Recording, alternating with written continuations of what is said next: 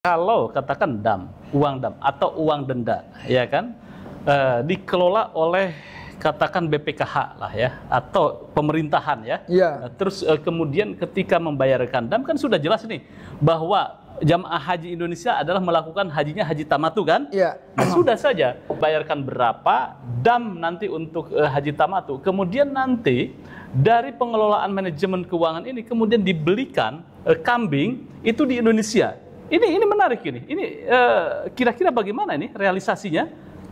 Ya, begini, saya juga pernah berseloroh dulu. Jadi ide-ide dulu pernah saya sampaikan tahun 2014-an ada Kiai Ma'ruf. Kebetulan Kiai Ma'ruf itu berangkat haji sebelum jadi wapres. Saya ikut mendampingi kemana-mana. Tapi ya jangan liberal gitulah. Iya, tetap dipotong di sana. Pertama memang ada dua sistem ya, ada dua usulan. Usulan yang pertama itu tetap dipotong di sana, tetapi ada sistem yang mengaturnya sehingga bisa kerjasama. Yang dulu itu kan IDB sudah hampir oke itu kan. Nanti bisa dikemas, sudah masak dia atau dagingnya dikirim ke Indonesia. Itu. Dan itu tidak kontroversi. Semua madhab, semua pendapat hukum membolehkan asal dipotong di sana. Tahun lalu itu sebagian sudah dicoba oleh pemerintah Indonesia. Mungkin bisa di cross check ya kalau ini salah. Tetapi pemerintah Indonesia dan hal ini Kemenak, penyelenggara haji sudah mencoba untuk membagikan hewan kurban berupa kemasan ke Indonesia. Tapi dengar belum sampai ke sini-sini. Belum nyampe ke sini, nyangkut di mana? Nyangkut di mana saya tidak tahu. Apa nyampe apa tidak gitu. Ya itu harus ada yang menanyakan memang. Ya, karena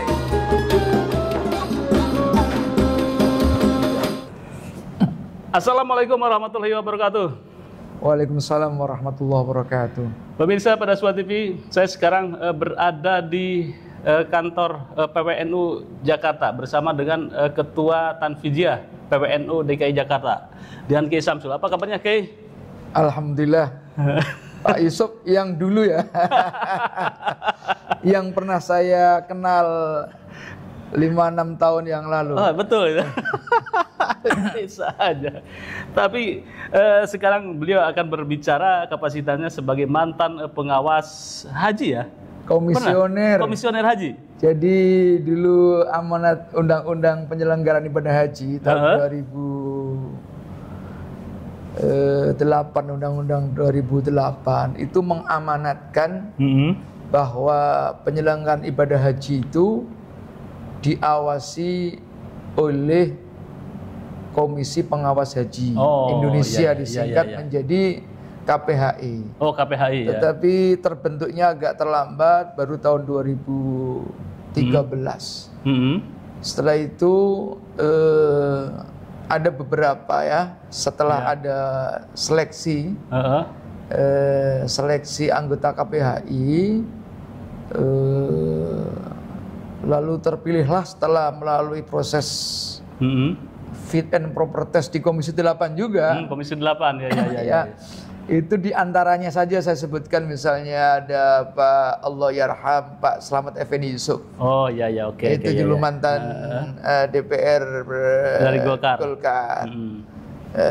Beliau ketua di KPHI. Terus ada Pak Imam Darul Qutni. Dari unsur Muhammadiyah. Kalau Pak Slamet itu unsur NU. Nah, saya ini termasuk ikut di dalamnya, anggota komisi, tetapi mewakili unsur MUI. Setelah diseleksi berkali-kali, nah saya ini masuk. Wah, luar biasa. Dari MUI ada, dari IBHI itu Pak Samidin Allahyarham. Ada dari unsur pemerintah, misalnya dari Kementerian Kesehatan atau Pak Abidin, ada Kementerian Perhubungan ya, Bu Banyak begitu. Banyak lah anggota di pokoknya komisinya ya. Iya. yang terkait. Jadi ada komisi perhubungan dari Kementerian Kesehatan, Kesehatan, Perhubungan. Iya, iya. Ya baik, ini tentu kalau berbicara tentang haji banyak pengalaman ya tentang pengawasan. Ya sedikit banyak lah. Iya, iya.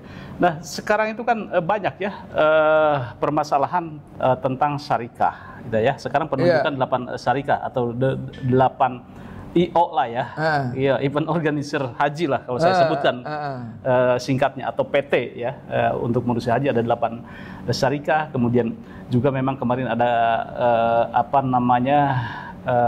beberapa hal ya, ada yang terpisah dan sebagainya, tapi katanya sudah ada terselesaikan. Dan juga ada tentang dam ini. Nah, dam Tamatu ini. Nah, dam Tamatu ini kemarin tuh sempat muncul ini Kiai, bahwa itu dibayarkan atau hewan kurbannya bisa disembelih di tanah air. Nah, itu bagaimana ini kalau sepengetahuan Ki Samsul? Ya, pertama dari aspek penyelenggaraan ya. Sebetulnya haji itu kan sudah berulang-ulang. Ya, betul. Ya. Jadi bagi penyelenggara dalam hal ini Kementerian Agama sudah tahulah kira-kira penyakitnya di mana. Ya, walaupun ya. kadang-kadang tidak diduga-duga tiba-tiba muncul. Ada muncul itu. Ada.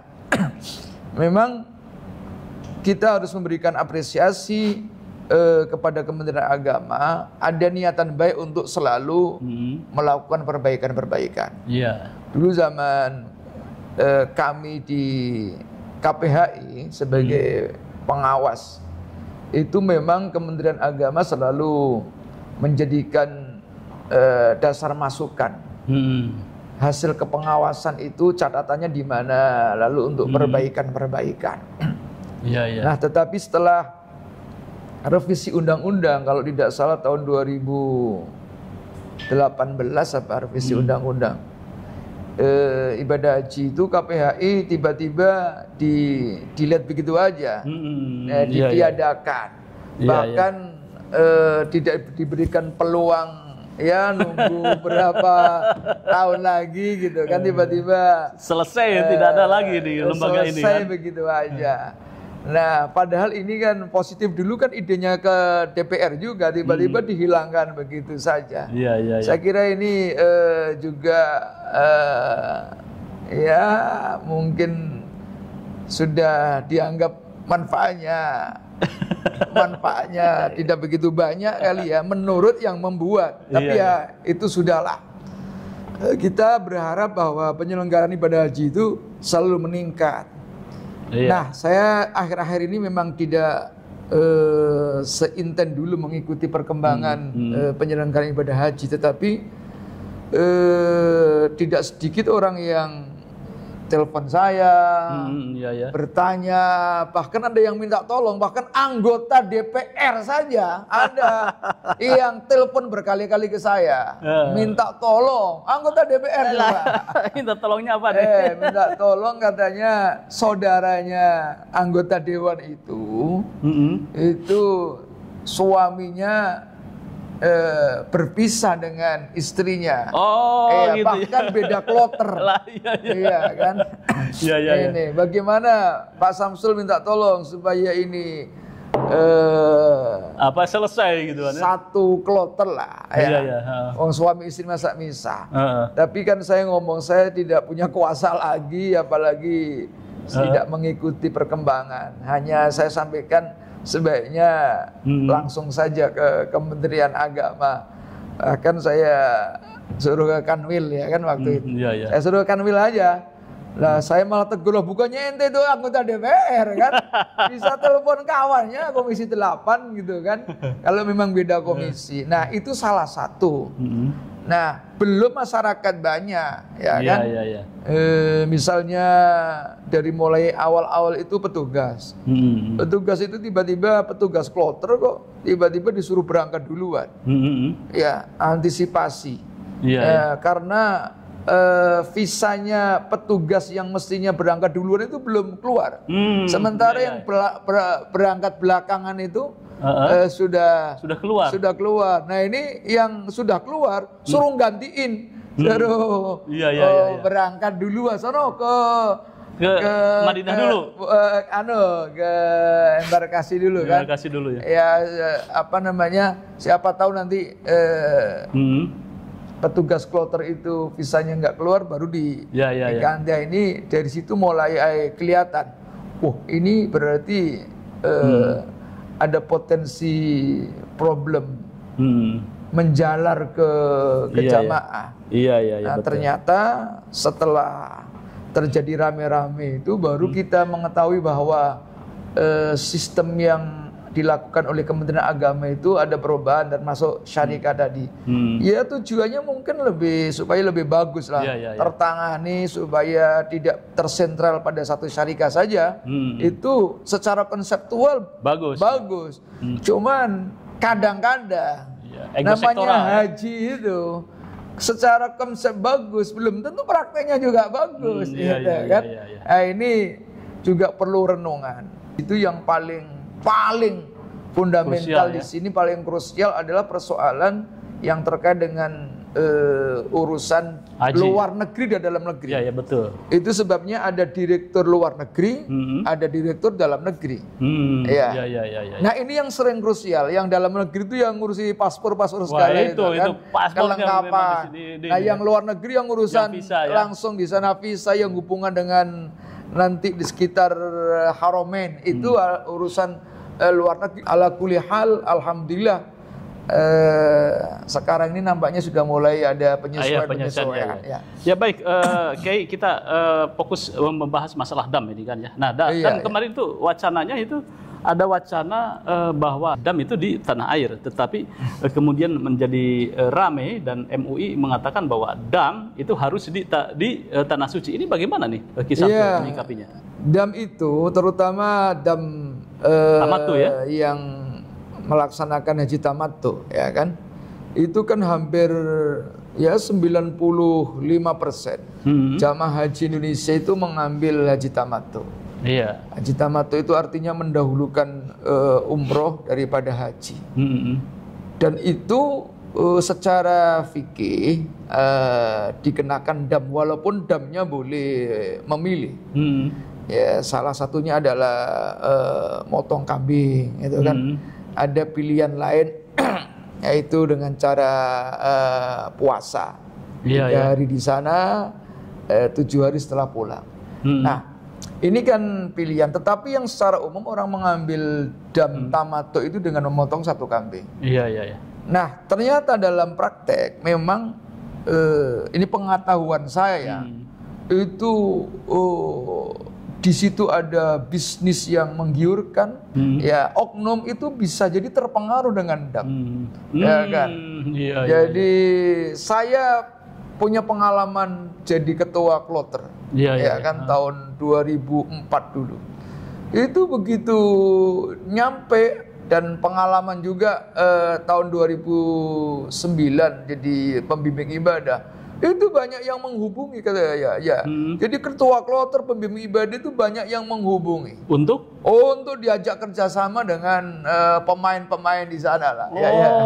Jadi di Arab Saudi itu ya katakanlah orang yang mau usaha lah. Ya tapi tidak semua orang usahanya nggak benar. Ya ada yang benar, yang lurus, yang terpercaya. Ada yang memang itu mafia. Indikasinya adalah memberikan harga yang terlalu murah. Misalnya kambing.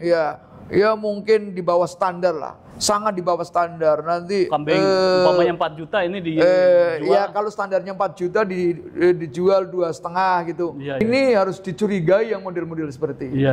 Ya karena ya kayak bisnis secara umum lah. Kalau kita ini ada harga yang kualitasnya sama, tiba-tiba harganya terlalu murah di bawah standar, itu harus kita curigai. Itu benar apa enggak? Sementara kalau standar misalnya orang bayar dan melalui jalur resmi, misalnya bank-bank pemerintah Saudi, Bank Rotsky misalnya, itu kan bisa 2 kali lipat harganya. Jadi orang ngapain 2 kali lipat kalau ada yang jauh lebih murah. Nah oleh karena itu dulu ya tahun 2013 kami dari Komisi Pengawas Haji itu komunikasi dengan Pak Dirjen waktu itu, Pak Anggito masih. Bagaimana kalau misalnya dam yang ada itu kita kelola secara baik, secara profesional, semua ditangani oleh pemerintah. Lalu bagaimana supaya nanti ada nilai manfaat. Nilai manfaat itu bisa jadi daging-daging yang dam ya dari sana itu bisa dibawa ke Indonesia ya. Dan waktu itu sudah kerjasama dengan IDB ya, Islamic Development Bank itu. Tetapi karena Pak Anggitonya lengser diganti, pada waktu itu ganti Dirjen Pak Jamil kalau tidak salah, itu berubah lagi kebijakannya. Jadi hingga sekarang agak jadi selalu menjadi problem. Nah, saya sih melihat sudah mulai ada penataan, ada himbauan, baik dari pemerintah Saudi maupun pemerintah Indonesia dalam hal ini Kemenak, itu sudah memberikan himbauan, biasanya ditempel-tempel agar para jamaah dalam membayar dam sebaiknya melalui pembayaran resmi disebutkan. Tapi kan orang nggak tahu resmi itu kayak apa sih. Yang berangkat jadi orang tua jangan dianggap pada waktu itu, nggak tahu sekarang ya. Pada waktu itu orang berangkat haji itu kan sudah rata-rata umur 60 tahun ke atas. Jangankan pengetahuan mau bayar dam, mau makan aja bingung yang bayar itu. Misalnya orang mau tolong dong minta bantu beli nasi aja bingung, apalagi mau bayar dam gimana caranya itu. Mau ke bank agak susah lah. Ini menarik ini, kalau katakan uang dam atau uang denda ya kan, dikelola oleh katakan BPKH lah ya, atau pemerintahan ya. Terus kemudian ketika membayarkan dam kan sudah jelas nih bahwa jamaah haji Indonesia adalah melakukan hajinya haji tamatu kan? Sudah saja dipotong berapa, bukan dipotong, dibayarkan berapa dam nanti untuk haji tamatu. Kemudian nanti dari pengelolaan manajemen keuangan ini kemudian dibelikan kambing itu di Indonesia. Ini menarik ini. Ini kira-kira bagaimana ini realisasinya? Ya, begini, saya juga pernah berseloroh dulu. Jadi ide-ide dulu pernah saya sampaikan tahun 2014-an ada Kiai Ma'ruf. Kebetulan Kiai Ma'ruf itu berangkat haji sebelum jadi wapres. Saya ikut mendampingi kemana-mana. Tapi ya jangan liberal gitulah. Tetap dipotong di sana. Pertama memang ada dua sistem ya, ada dua usulan. Usulan yang pertama itu tetap dipotong di sana, tetapi ada sistem yang mengaturnya sehingga bisa kerjasama. Yang dulu itu kan IDB sudah hampir oke itu, dan nanti bisa dikemas, sudah masak dia atau dagingnya dikirim ke Indonesia. Itu, dan itu tidak kontroversi. Semua madhab, semua pendapat hukum membolehkan asal dipotong di sana. Adapun mau dibawa ke sini itu tidak masalah dari aspek hukum. Nah, dia tinggal ditingkatkan saja. Memang sudah dicoba, konon tahun lalu itu sebagian sudah dicoba oleh pemerintah Indonesia. Mungkin bisa di cross check ya kalau ini salah. Tetapi pemerintah Indonesia dan hal ini Kemenak, penyelenggara haji sudah mencoba untuk membagikan hewan kurban berupa kemasan ke Indonesia. Tapi dengar belum sampai ke sini. Belum nyampe ke sini, nyangkut di mana? Nyangkut di mana saya tidak tahu. Apa nyampe apa tidak gitu. Ya itu harus ada yang menanyakan memang. Karena ini kan hak orang kan. Dan kami sebagai warga negara kan punya hak untuk mendapatkan informasi atas penyelenggaraan pemerintah ini kan. Bener nggak? Kalau toh nggak bener ya diluruskan, ya kan. Berikan informasi kepada kita yang benar, sehingga kalau ini gagal, gagalnya di mana? Iya. Berarti kan bisa dipelajari. Iya, iya, iya. Kalau toh misalnya di masalah apa imigrasi atau apa kan, itu kan bisa dipelajari kelemahannya di mana, Iya, ya iya. kan? Tinggal komunikasi intensif ya dengan G2G ya. Iya, iya. Ya, itu kan bisa. Nah, itu yang pilihan yang pertama. Pilihan kedua itu memang sempat berkembang. NU itu kan sempat menjadikan bahasul masail Iya, iya. tentang dan bagaimana kalau dipotong di Indonesia itu. Iya, iya. Dan itu pada waktu konbes Munas Alim Ulama kemarin di Jakarta itu dibahas. Boleh dengan catatan bla bla bla bla. Jadi bolehnya itu dengan Catatan. Nah, ternyata setelah dikaji ulang oleh Kemenak ya, Kemenak minta fatwa kepada MUI. Nah, putusannya adalah MUI tidak boleh. tidak boleh. Iya, Nah, iya. ini kan hukum itu tetap nanti bisa berkembang satu saat kan. Iya, iya, iya. Urusan haji itu selalu ada perubahan-perubahan hukum. Iya, iya. Selalu dinamis. Dari mulai katakanlah lingkungan tempat Tinggal. Mas A itu sa'i, tempat matof, tempat tawaf, itu kan berkembang. Dulu yang namanya sa'i ya Mas A, tempat sa'i itu ya kecil-kecil aja gitu kan. Sekarang sudah lewat ditingkat lagi tuh kan. Iya. Bahkan sekarang menggunakan ada mobil, motor, iya, ada motor gitu kan. Iya, Demikian mobil listrik, pula ya tawaf gitu kan. Dulu juga Nabi pernah melakukan tawaf itu pakai kuda ya. Pakai Unta. unta ya. Jadi nah ini kan ada terobosan-terobosan hukum. Saya kira di banyak hal termasuk tempat lontar jamarot. Kalau kita berangkat haji tahun-tahun, mungkin saya pernah pertama kali haji itu tahun 2001 tuh masih ngelontar separuh yang ya. Iya. Yang lontar pertama itu hanya waduh kalau kelihatan. balik kalau kembali harus nabrak orang gitu. Itu yang banyak kejadian. Ya, banyak kejadian dulu. Udah kena lemparan dari belakang. Oh, iya. Mau balik bertabrakan orang itu Iya. banyak yang meninggal. Sekarang sudah dibuat sistem udah tingkat, udah luas begini. Demikian pula misalnya di Mina. Orang Mina itu ada istilah Mina Jadid, walaupun orang Arab nggak terkenal itu. Mina Jadid itu ya Musdalifah itu. Iya, Jadi itu satu daerah punya, saya sering mengistilahkan itu punya jenis kelamin ganda. Ya kalau malam tanggal 10 itu orang di situ dianggap ini sudah itu Musdalifah. Jadi orang mabit di Musdalifah itu. Suruh itu. Begitu besoknya, itu Mina.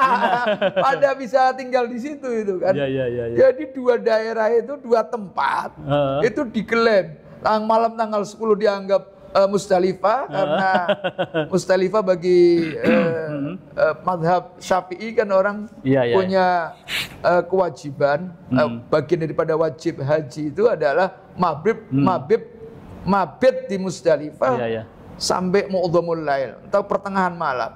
Itu sudah nyampe Musdalifah, tapi besoknya itu ada tenda di situ juga. Tenda tempat Mina, sehingga orang menyebutkan Mina Jadid, Mina baru gitu kan. Loh, kemarin ini Musdalifah, sekarang jadi Mina. Nah, itu ternyata juga ada masalah itu. Ya kan? Jadi ada perkembangan ya nanti mungkin semakin modern pasti ada perubahan-perubahan. Nah, sekarang itu kan ada murur dan tanazul gitu kan ya. Nah, itu sekarang itu kan ya. Ya sama sebetulnya untuk memudahkan. Jadi banyak teks haji itu misalnya wala haraj, pokoknya udah nggak apa-apa. Ya orang dulu lempar jumrah itu yang terutama tanggal 11, 12 itu ba'da zawal harus siang-siang itu. Setelah itu boleh pagi.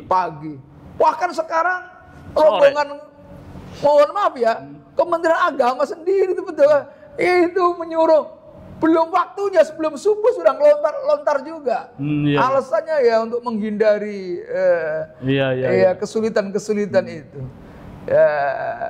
Ini kan sama sebetulnya. Nanti satu saat juga hukum itu al-hukmu yaduru ma'ilatihi wujudan wa adaman. Jadi hukum itu bisa saja berubah karena faktor ilat adanya atau tidak adanya. Ya, baik pemirsa, nanti kita lanjutkan lagi tentang haji dengan Ki Samsul.